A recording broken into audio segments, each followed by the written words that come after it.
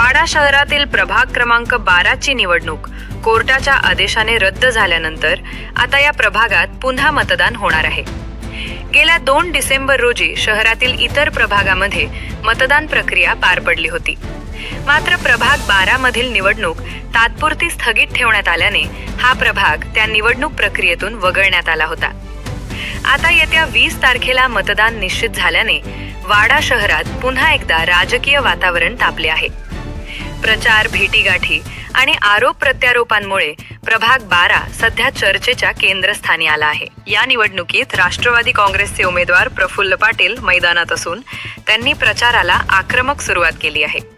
थेट मतदार संवाद, स्थानिक प्रश्नांवर भर आणि विकासाचे मुद्दे पुढे करत ते मतदारांपर्यंत पोहोचण्याचा प्रयत्न करत आहेत। दरम्यान निवडणूक रणधुमारीत मागील नगरसेवकांच्या कामकाजावर गंभीर प्रश्नचिन्ह उपस्थित करण्यात आले आहे। वाडा नगर पंचायतीतील प्रभाग क्रमांक 12 ची निवडणूक कोर्टाच्या काही निर्णयामुळे स्थगित झाली होती आणि ती 20 डिसेंबर रोजी होत आहे। या ठिकाणी आपण उभे आहोत ते प्रभाग क्रमांक 12 या ठिकाणी विद्यमान नगरसेविका ज्या आहेत सपाटे मॅडम त्या या ठिकाणी निवडणूक लढवत आहेत आणि आमच्या राष्ट्रवादीचे उमेदवार प्रफुल्ल पाटील हे सुद्धा निवडणूक लढवत आहेत।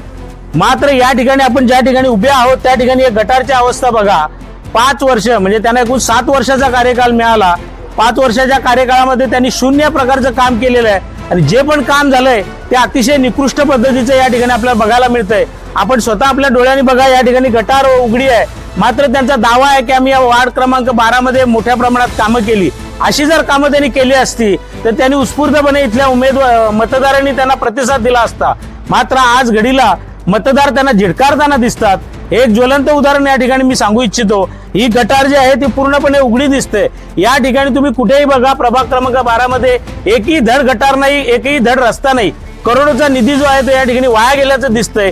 तरी यांचा प्रबळ दावा आहे की आम्ही कामं केलेली आहेत। कामं केली असतील तर दिसायला पाहिजेत। या ठिकाणी आम्ही सर्व महायुतीचे कार्यकर्ते पदाधिकारी आहोत, तुम्ही स्वतःच्या डोळ्यांनी बघू शकता आणि हा दावा यांचा अत्यंत फोल आहे। या राष्ट्रवादी काँग्रेसचे वाडा तालुकाध्यक्ष जयेश शेलार यांनी वॉर्डातील रस्ते व गटारांची कामे अत्यंत निकृष्ट दर्जाची असल्याचा आरोप केला आहे।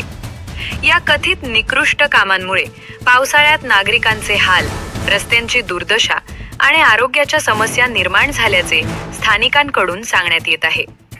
त्यामुळे प्रभाग 12 मधील विकास कामे हा सध्या सर्वात मोठा निवडणूक मुद्दा ठरत आहे। 20 तारखेला होणाऱ्या मतदानात मतदार विकासाच्या मुद्द्यावर निर्णय देतील का की राजकीय समीकरणे बाजी मारतील, याकडे संपूर्ण वाडा शहराचे लक्ष लागले आहे। वॉर्ड 12च्या निकालातून नागरिकांचा रोष की विश्वास हे स्पष्ट होणार आहे। आमचे तालुकाध्यक्ष आणि आमचे जे कार्यकर्ते आहेत रोहिणीताई यांनी सगळ्या व्यवस्थेविषयी तुम्हाला सगळी माहिती दिलीच की इथे काय व्यवस्था आहे, रस्त्यांची काय दैनावस्था आहे, गटारींची काय दैनावस्था आहे। ह्या येत्या 5 वर्षात हे सुजलाम सुफलाम हा वॉर्ड मला करायचा आहे।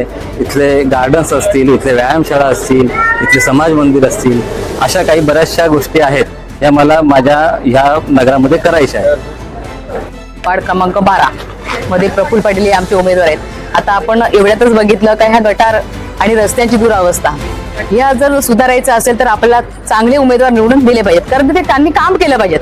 आता बघाल तर आपण 5 वर्ष उलटून गेले, त्याच्यानंतर आपण हे रस्ते जरी झाले ते रस्ते नंतर झाले, ज्यावेळेस बॉडी गेल्यानंतर हे रस्ते झालेत आणि तेही चांगले झाले नाही। त्यासाठी आम्ही उमेदवार दिलेले ते चांगल्या पद्धतीने काम करते।